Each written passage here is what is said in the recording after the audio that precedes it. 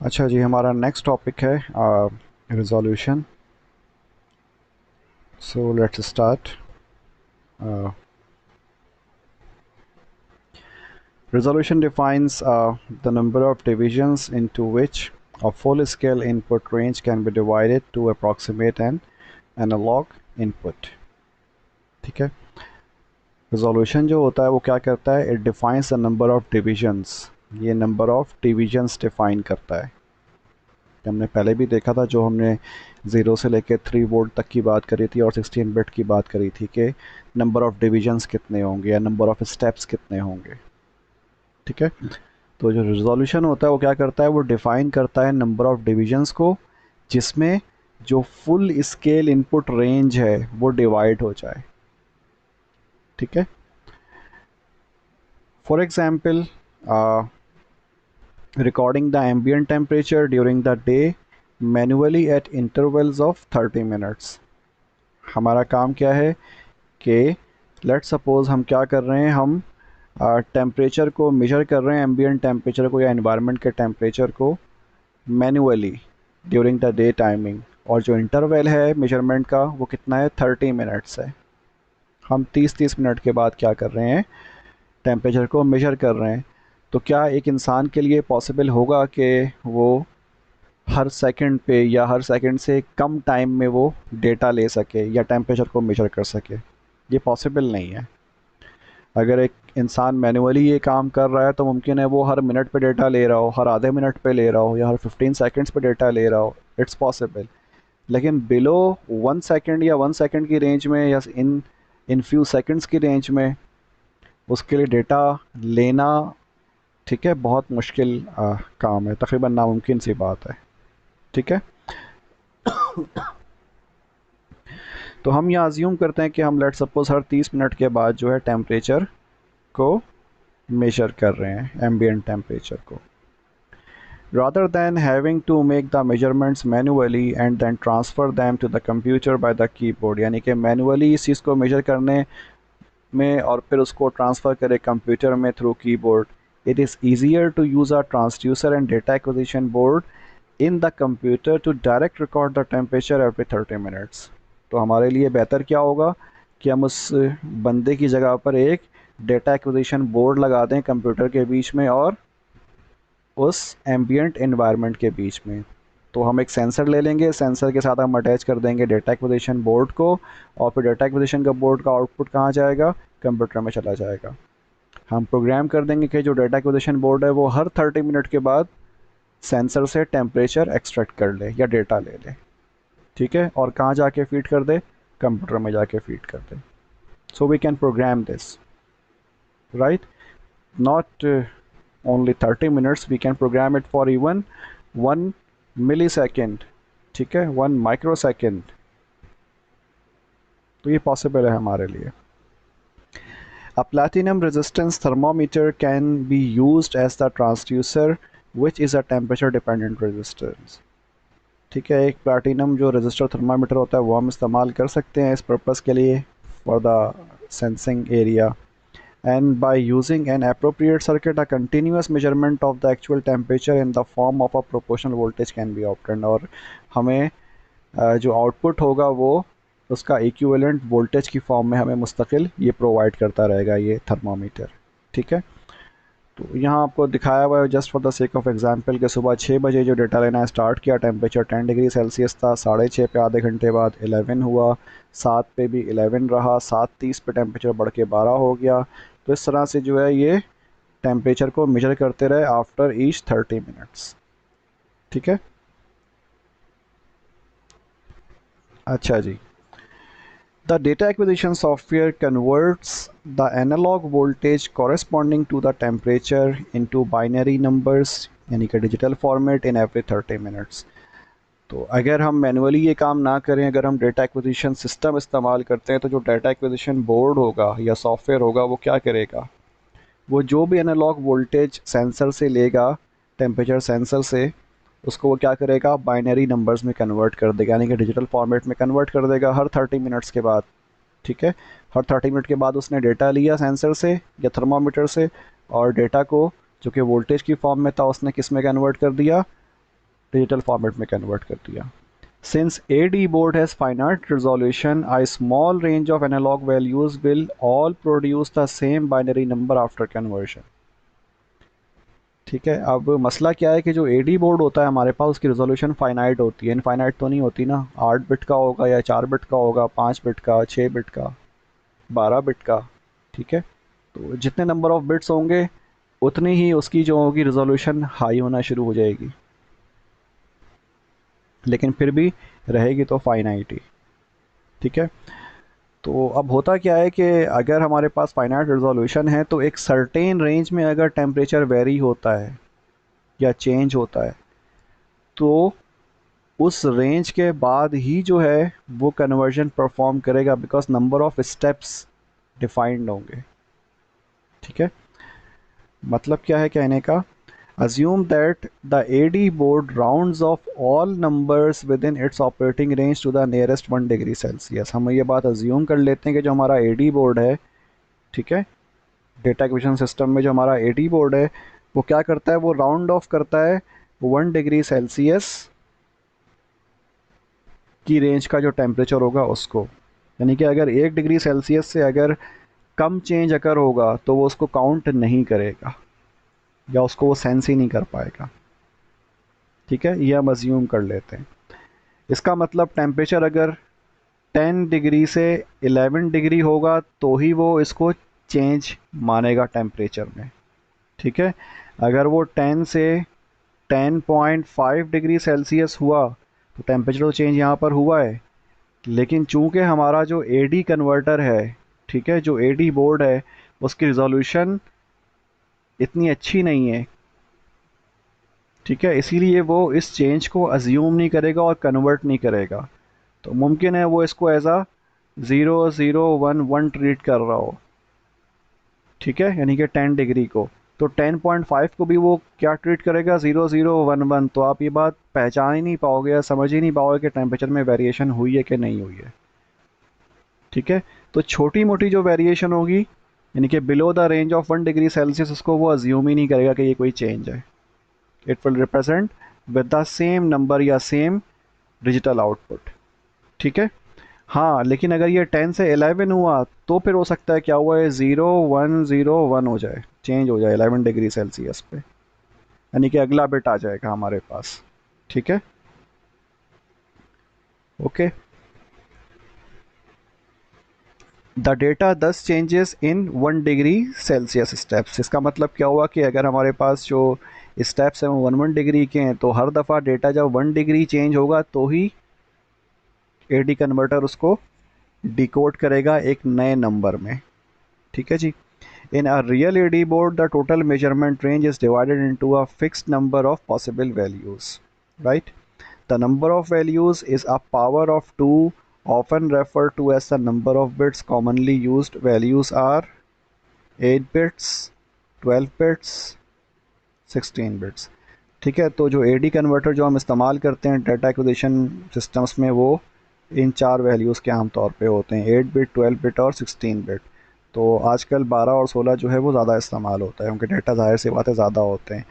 तो अगर 0 से लेकर के हमारे पास 10 डिग्री सेल्सियस तक का डेटा अगर हमें चाहिए इस रेंज में, या 10 वोल्ट कह लीजिए आप, तो अगर हम 16 बिट का AD कन्वर्टर इस्तेमाल करते हैं तो वो इन 10 वोल्ट को कितने हिस्सों में डिवाइड करेगा, 6, 5, 5, 3, 6 हिस्सों में डिवाइड कर देगा।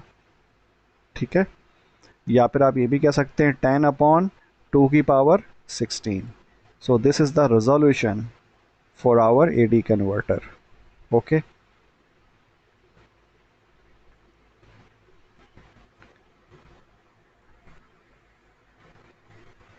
यहाँ आप जो फिगर है इसमें आप देख रहे हैं कि ये हमारे पास जो कंटिन्यूस एनालॉग सिग्नल है, ठीक है, this is continuous analog signal.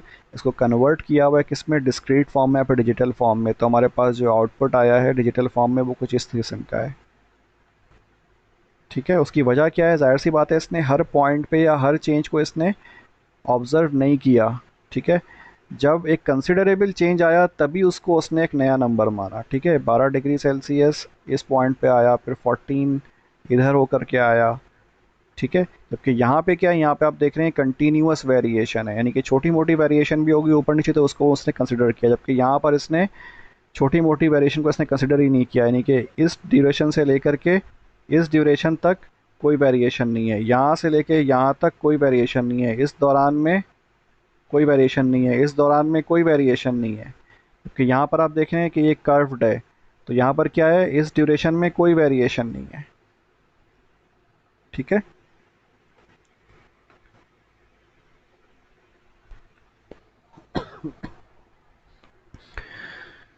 तो ये उसी को मज़ीद थोड़ा सा एलेबोरेट किया हुआ है कि अगर 2 बिट कन्वर्जन होगी तो 2 बिट कन्वर्जन में आप देखें हमारे पास यहाँ से लेके यहाँ तक की रेंज में जो वैल्यू है वो क्या है, कांस्टेंट है, सेम है, कोई कोई तब्दीली नहीं आई इसमें। ऑल्दो के यहाँ पर जो इनपुट है हमारे पास एनालॉग, उसमें वेरिएशन है, कांस्टेंट वेरिएशन है, बट आउटपुट में हमारे पास कोई वेरिएशन नहीं है। These are in the steps.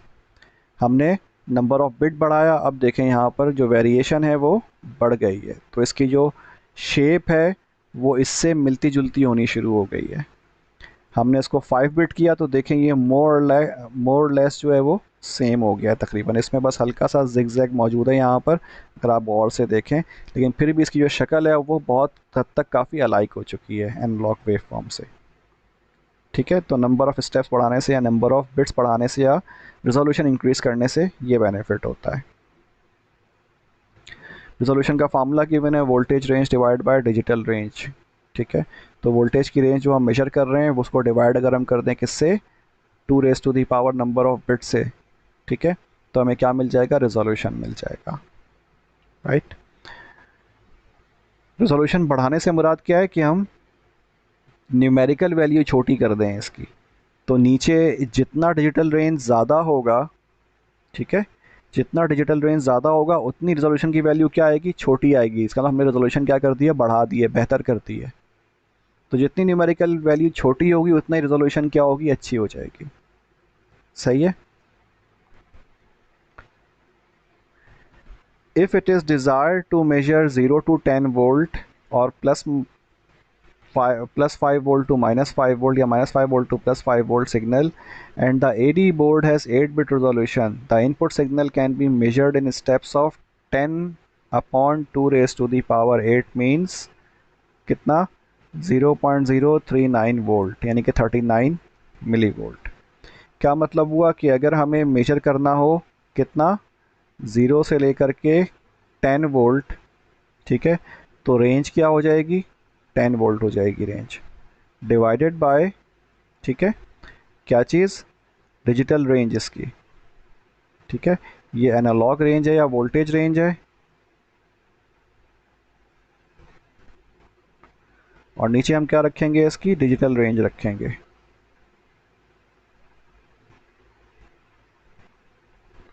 और डिजिटल रेंज क्या हो जाएगी, 2 रेज़ टू दी पावर कितना है यहाँ पर, 8 है।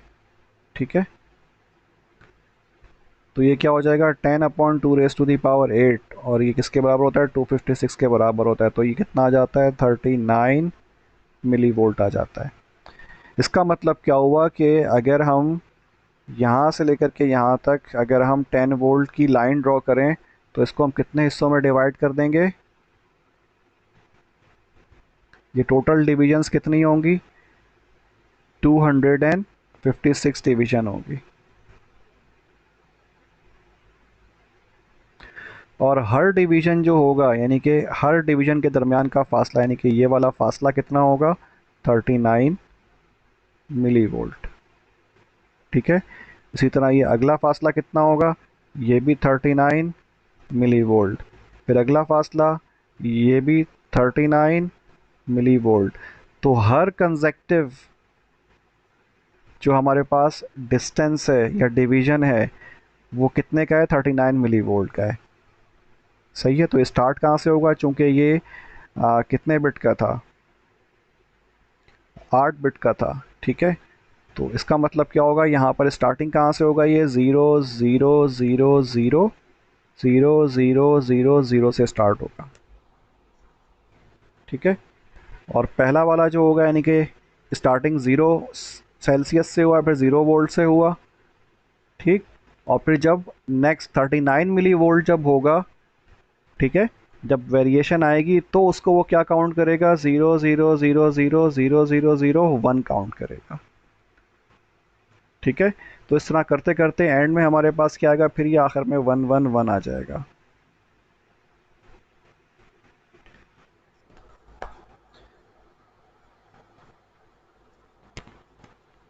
तो इसका मतलब क्या हुआ कि हर एक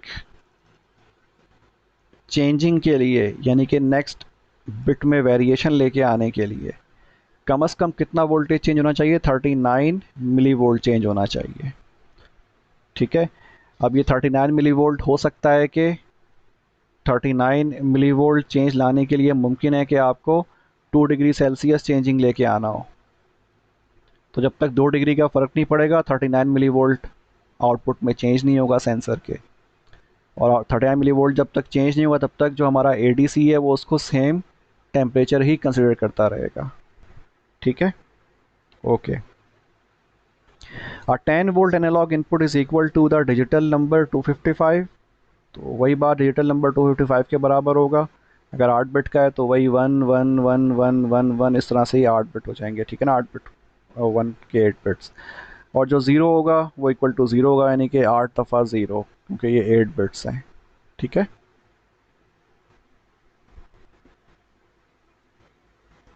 this AD board is capable of detecting only input changes greater than 39 millivolt. वही बात कि ये वाला जो एडी बोर्ड होगा जो कि 8 बिट का है, उसकी काबिलियत क्या है कि वो सिर्फ 39 मिली वोल्ट की चेंजिंग को ही डिटेक्ट कर सकता है, इसको या फिर इससे ज़्यादा को। इससे कम पे वो डिटेक्शन ही नहीं करेगा चेंज को। ठीक है। इससे कम वोल्टेज की अगर वेरिएशन आएगी तो उसको वो चेंज एक्सेप्ट नहीं करेगा या डिटेक्ट नहीं कर पाएगा। Each 39 millivolt change in the input is indicated by adding or subtracting 1 from the previous number, that is 9961 volt is digitally represented by 254। तो वही बात हो गई, अगर 10 वोल्ट था तो 10 वोल्ट पे कितना था, 255 था। ठीक है, ये मेंशन है 255। ठीक है, 255 फॉर 10 वोल्ट। ओके। अच्छा, तो इसका मतलब इसमें से अगर हम यानी कि 10 वोल्ट में से अगर हम माइनस कर देंगे कितना, 39 मिली वोल्ट, तो हमें कितना मिलेगा, 9.961 वोल्ट मिल जाएगा। ठीक है, ये हमें मिलेगा। तो इस वक्त क्या होगा, ठीक है, इस वोल्टेज पे ये होगा 254। ठीक है, जो डिजिटल नंबर होगा वो 254 होगा। अगर इसके दरमियान में अगर थोड़ी बहुत वेरिएशन आती है, यानी कि 39 मिली वोल्ट से अगर कम वेरिएशन आती है, लाइक 38 37 मिली वोल्ट अगर वेरिएशन आती है, तो उसको वो 255 ही रहने देगा। ठीक है। Okay. The input signal should not exceed 10 volt और the data acquisition board will saturate. ठीक है, जो हमारा इनपुट सिग्नल होगा डेफिनेटली उसको 10 वोल्ट से नहीं बढ़ना चाहिए, क्योंकि हमने जो रेंज सेट करी हुई है वो 10 वोल्ट की ही है। सही है। अगर 10 वोल्ट से ऊपर जाएगा तो जो डाटा एक्विजिशन बोर्ड है वो क्या हो जाएगा, सैचुरेट हो जाएगा। और फिर ये आपको एक स्ट्रेट लाइन देगा आउटपुट के ऊपर, नो वेरिएशन। भले से टेम्परेचर बढ़ रहा है, आउटपुट वोल्टेज बढ़ रहा है, बट चूंकि 10 वोल्ट के बियॉन्ड चला गया है, इसीलिए अब टेम्परेचर कितना ही बढ़ जाए आपको आउटपुट के ऊपर एक स्ट्रेट लाइन ही मिलेगी, यानी कि कॉन्स्टेंटली आपको 255 ही मिलते रहेंगे बस। This effect will be seen as a perfectly flat line on the computer screen at 255 is equals to 10 volt. Okay. A 12-bit board would be more sensitive to changes in the input voltage since its minimum resolution would be 2.5 millivolt. ठीक है, पहले ये 8 bit का था, अब अगर हम 12 bit का बोर्ड इस्तेमाल करेंगे तो जो रिजोल्यूशन होगी वो क्या हो जाएगी, 2.5 मिलीवोल्ट हो जाएगी। ठीक है, तो 12 बिट पे रिजोल्यूशन कितनी हो जाती है, 2.5 मिलीवोल्ट हो जाती है। और 8 बिट पे ये रिजोल्यूशन कितनी थी, 39 मिलीवोल्ट थी। तो वो तो नज़र ही आ रहा है कि अगर हम 12 बिट इस्तेमाल करते हैं बोर्ड तो सिर्फ 2.9 मिलीवोल्ट की वेरिएशन चाहिए। ठीक है, ये भी मिली वोल्ट है, ये भी मिली वोल्ट है, तो यहाँ पे सिर्फ 2.5 की वेरिएशन चाहिए, बिट चेंज हो जाएगी। जबकि यहाँ पे 39 मिली वोल्ट की वेरिएशन चाहिए तो कहीं जा कर के 1 बिट का फ़र्क पड़ेगा, यानी कि ग्राफ में हमारे पास ज़्यादा या फिर यानी कि ऊपर वाली बिट या फिर नीचे वाली बिट जो है वो फिर उसमें ऐड या सब्ट्रैक्ट होगी। ठीक है।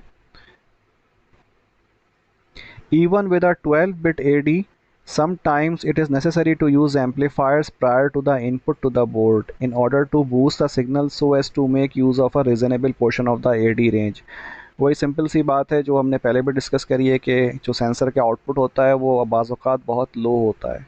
ठीक है, एडी का जो इनपुट होता है वो ज़्यादा चाहिए होता है, इन टर्म्स ऑफ वोल्ट चाहिए होते हैं, लेकिन जो हमारा सेंसर है उसका आउटपुट मिली या माइक्रो वोल्ट में, तो फिर उसके लिए हमें क्या करना होगा, हमें फिर एम्पलीफायर इस्तेमाल करना होगा prior to the input of the AD board. ठीक है, ताकि एडी कन्वर्टर जो है या एडी बोर्ड जो है वो उस वोल्टेज को सेंस कर सके, जब सेंस करेगा तो ही तो कन्वर्ट करेगा, तो हम उसको एम्पलीफाई कर लेते हैं। For example, the output of a thermometer might only change 1 millivolt per degree Celsius। ठीक है, फ़र्ज़ कर लीजिए कि एक थर्मामीटर है, वो सिर्फ उसका जो क्या कहलाता है, ये जो ट्रांसफ़र फंक्शन है वो क्या है, 1 मिली वोल्ट पर डिग्री सेल्सियस है, यानी कि 1 डिग्री सेल्सियस चेंज आएगा तो 1 मिली वोल्ट का फ़र्क पड़ेगा, which would mean that the temperature would have to change by 2.5 degree Celsius before the 12-bit board would indicate a change in digitized value। तो इसका मतलब क्या हुआ कि जो अगर हमारा जो बोर्ड है वो कितना है, 12 बिट वाला बोर्ड है, तो टेम्परेचर में वेरिएशन कितनी आएगी, 2.5 डिग्री सेल्सियस चेंज आएगा। ठीक है, तो ही क्या होगा, डिजिटाइज्ड वैल्यू जो होगी वो चेंज होगी। अगर ये 2.5 डिग्री सेल्सियस चेंज नहीं होगा तो फिर आउटपुट पे वेरिएशन नहीं आएगी, बिकॉज देखें 1 मिली वोल्ट पर डिग्री सेल्सियस है और 12 बिट का जो रेजोल्यूशन होती है वो कितनी थी, 2.5 मिली वोल्ट होती है, तो ये 1 मिली वोल्ट 1 डिग्री, तो 2.5 millivolt for 2.5 degree Celsius. ठीक है, तो हमें 2.5 डिग्री सेल्सियस की चेंजिंग चाहिए ताकि जो वोल्टेज है वो 2.5 मिली वोल्ट चेंज हो जाए। चेंज होगा तो फिर अगला वाला नंबर आएगा, डिजिटल नंबर। ठीक है जी। Okay, signal amplification is sometimes also performed for 2 important functions. जो सिग्नल एम्पलीफिकेशन है उसको हम 2 इम्पॉर्टेंट फंक्शंस के लिए इस्तेमाल करते हैं, तो वो हमने पहले डिस्कस किया है। It increases the resolution of the input signal, ये सिग्नल की रेजोल्यूशन बढ़ा देती है। ठीक है, एम्पलीफिकेशन करने से। And increases its signal to noise ratio, और इसका सिग्नल टू नॉइज़ रेशियो भी बढ़ जाता है, एम्पलीफिकेशन करने से ही ये काम हो जाता है। ठीक है, for example, the output of an electric temperature sensor which is probably in the millivolts range is probably too low for an analog to digital converter to process directly. In this case, it is necessary to bring the voltage level up so that to the requirement of ADC. Hence, amplifiers are generally used to adjust the magnitude of the output of the transducer to match the input range of the AD board. Sometimes it is also necessary to adjust the baseline voltage after amplifying। कभी कभार जो हम baseline voltage होता है ना उसको भी हम सेट करते हैं। ठीक है, यानी कि जो हमारा एम्पलीफायर होता है, ठीक है, तो अगर लेट सपोज ये एम्पलीफायर का आउटपुट कहाँ जा रहा है, ये एडीसी पे जा रहा है। ठीक है, अब इससे हमें लेट सपोज कितने मिल जाते हैं, 12 वोल्ट मिल जाते हैं या 15 वोल्ट मिल जाते हैं। अब ये 15 वोल्ट इसके इनपुट पर तो नहीं दे सकते हैं, तो फिर हमें क्या करना होगा, हमें इसका जो 15 वोल्ट है इसको हमें रिड्यूस करना होगा। ठीक है, तो बेसिकली फिर हम क्या कर रहे हैं, हम इसको रिड्यूस कर रहे हैं। सही है, यानी कि जो इसकी जो बेस लाइन है वो हम नीचे लेके आएंगे, तो यहाँ पर फिर जो हम ऑफसेट वैल्यू होगी वो फिर चेंज करेंगे। मुमकिन है ये 15 वोल्ट कब आ रहे हो, जब हमारे पास इनपुट के ऊपर 1 वोल्ट हो। ठीक है, तो हम यहाँ पर एक ऑफसेट वैल्यू देंगे, लेट सपोज 0.8 वोल्ट की। तो अब क्या होगा, डिफरेंशियल वोल्टेज हमारे पास 0.2 वोल्ट होगा, ये एम्पलीफाई होगा, और ये 15 वोल्ट से नीचे होकर कितना आ जाएगा, लेट सपोज 5 वोल्ट या 6 वोल्ट, वाट एवर जो भी होगा, तो ये कम कर देंगे हम, यानी कि हमने जो बेस लाइन वोल्टेज था वो हमने चेंज कर दिया। अब स्टार्टिंग जो है वो 0.8 वोल्ट होगा। अगर यहाँ पे 0.8 वोल्ट होगा तो हमारा आउटपुट क्या आ रहा होगा, 0 आ रहा होगा। ठीक है, 0.8 वोल्ट से ऊपर होगा, 1 वोल्ट, 2 वोल्ट, 3 वोल्ट, तो हमारा फिर आउटपुट क्या होगा, बढ़ेगा। Okay, if temperature changes around room temperature are measured with 1000 times amplification, then room temperature of 22 degree Celsius is में मेजर्ड एज 22 वोल्ट। ठीक है, अगर हम उसको 1000 गुना एम्पलीफाई कर दें तो मुमकिन है कि जो 22 डिग्री सेल्सियस है वो आउटपुट पे हमें एज अ 22 वोल्ट मिल रही हो after amplification, which is much greater than the input range of the board, जो कि जाहिर सी बात है जो बोर्ड है उसके इनपुट रेंज के लिए बहुत ज़्यादा हाई है। Therefore it is necessary to adjust the output of the amplifier with an offset। ठीक है, तो इसीलिए हम क्या करेंगे, इसका जो आउटपुट होगा एम्पलीफायर का उसको हम ऑफसेट वैल्यू के थ्रू एडजस्ट करेंगे, जो कि अभी हमने पीछे ऑब्जर्व किया, देखा एग्जाम्पल में। A preset offset may be applied. The output of the amplifier is adjusted so that 22 volt would be offset by -22 volt. ठीक है, जो 22 वोल्ट है उसको हमने ऑफसेट कर दिया -22 वोल्ट से। ठीक है, यानी कि हमने इनपुट के ऊपर ऐसा दिया कि वही बात कि हमने इनपुट के ऊपर ये आगे 22 वोल्ट आ रहा था। ठीक है, तो हमने, अच्छा ये 22 वोल्ट कब आ रहा था, जब यहाँ पर 3 वोल्ट था, तो हमने यहाँ पर दूसरे इस पर हमने 3 वोल्ट दे दिया। तो जब ये 3 वोल्ट आ गया इधर, ये प्लस है और ये माइनस है, तो आपस में डिफरेंशियल की वजह से यहाँ पर हमें 0 वोल्ट मिल जाएगा। तो ये हमने इसको ऑफसेट कर दिया एक तरीके से। Thus, the fluctuation of plus minus 5 degrees Celsius around 22 degrees Celsius could be recorded by the computer without saturating the board। तो इस वजह से क्या होगा, अब हम जो प्लस माइनस 5 डिग्री सेल्सियस की रेंज है उसको हम मेजर कर सकते हैं। ठीक है, अराउंड 22 डिग्री सेल्सियस, यानी कि 22 डिग्री को हमने रेफरेंस बना लिया। इस पे हमारा जो आउटपुट है एम्पलीफायर का वो क्या आ रहा है, 0 आ रहा है। ठीक है, अब 22 डिग्री से ऊपर 5 डिग्री प्लस 5 यानी कि कितना हो जाएगा, ये 27 डिग्री सेल्सियस, या फिर -5 यानी कि 17 डिग्री सेल्सियस। तो इस रेंज में अगर वेरिएशन आ रही होगी तो हमें आउटपुट के ऊपर या तो प्लस मिल जाएगा या फिर माइनस वोल्टेजेस मिल जाएंगे, जो कि आगे जो एडीसी है, ठीक है, उसके लिए क्या होंगे, रीडेबल होंगे। राइट, अच्छा जी, नेक्स्ट और लास्ट टॉपिक है हमारा कोड विड्थ। ठीक है, कोड की विड्थ क्या होगी।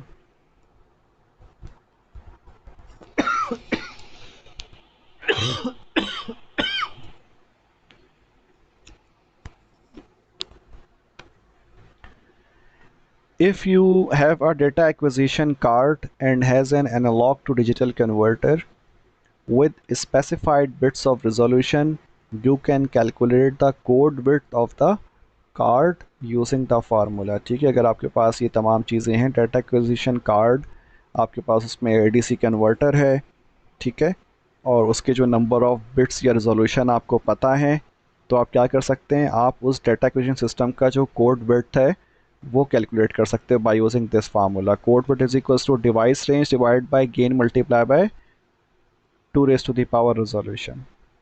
ठीक है, okay. The resolution and device range of a measurement device determine the smallest detectable change, ये हम पहले देख चुके हैं, called the code width in the input signal. ये वही चीज़ है एक्चुअली जो हमने पीछे देखी है। The smaller your code width the more accurate your measurements are. ठीक है, for example a 12-bit measurement device with a 0 to 10 volt range. ठीक है, तो जो डिवाइस की रेंज है वो कितनी, 0 to 10 वोल्ट है, यानी कि यहाँ पर डिवाइस रेंज 10 वोल्ट हो जाएगा। ठीक है, डिटेक्ट्स अ 2.4 मिली वोल्ट चेंज। ठीक है, 12 बिट है, ये रेंज है, तो ये कितना करेगा, 2.4 मिली वोल्ट का जो चेंज होगा उसको डिटेक्ट करेगा। While the same device with a -10 to 10 volt input range detects only a change of 4.8 millivolt। तो हमने यहाँ पे क्या किया, हमने यहाँ पे रेंज बढ़ा दी है, -10 से 10 कर दिया है इसको। तो हमने डिवाइस की रेंज जब ऊपर इंक्रीज करी तो कोड बिट भी क्या हो गया, बढ़ गया, यानी कि अब जो वेरिएशन आनी चाहिए वो 4.8 मिली वोल्ट की वेरिएशन आएगी तो ही वो डिटेक्ट करेगा। ठीक है, तो इस सूरत में क्या हो गया, कोड बिट बढ़ गई, वरना पहले जब 0 से 10 वोल्ट थी तो कोड बिट हमारे पास 2.5 मिली वोल्ट था। ठीक है, कोड बिट कम थी। तो ये फार्मूले से कन्वर्ट किया हुआ दिखाया हुआ है, device range divide by two resolution. अच्छा, इसमें गेन जो है इस फार्मूले में वो 1 रखा हुआ है दोनों में। ठीक है, गेन अगर आप बढ़ा देंगे तब भी क्या होगा, कोड बिट हमारा छोटा हो जाएगा, यानी कि 2.4 मिली वोल्ट है ना, इससे मज़ीद कम हो सकता है अगर हम गेन बढ़ा देंगे।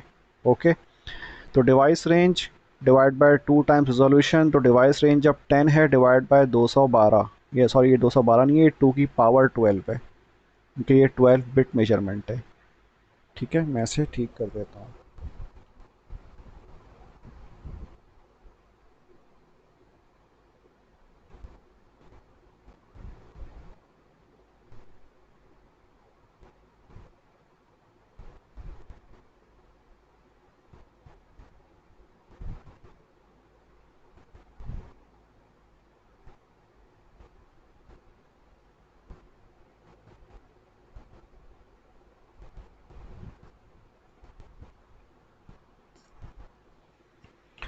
Okay, now it is 2 raise to the power 12। ठीक है, ओके, तो ये 2.4 मिली वोल्ट और 4.8 मिली वोल्ट। वजह क्या है कि हमने डिवाइस की रेंज चेंज करी है, तो डिवाइस की जब हम रेंज चेंज करेंगे तो डेफिनेटली जो कोड बिट होगा वो बढ़ जाएगा। तो कोड बिट जितना कम हो उतना अच्छा होता है। ठीक है, a high resolution AD converter ADC provides a smaller code. अगर रेजोल्यूशन हाई होगी तो कोड क्या होगा, स्मॉलर होगा। ठीक है, स्मॉलर कोड बिट होगा given the preceding device voltage ranges. ठीक है, और ये दूसरी एग्जाम्पल है, इसमें हमने क्या किया है, नंबर ऑफ बिट्स चेंज कर दिया, अभी 16 बिट कर दिया है। ठीक है, जब हमने नंबर ऑफ बिट्स बढ़ा दिए हैं यहाँ पे, ठीक, तो यहाँ पर आप देख रहे हैं जो कोड बिट है 0.15 मिली वोल्ट और 0.3 मिली वोल्ट हो गया है, और रेंज हमने वही सेम 10 रखी है।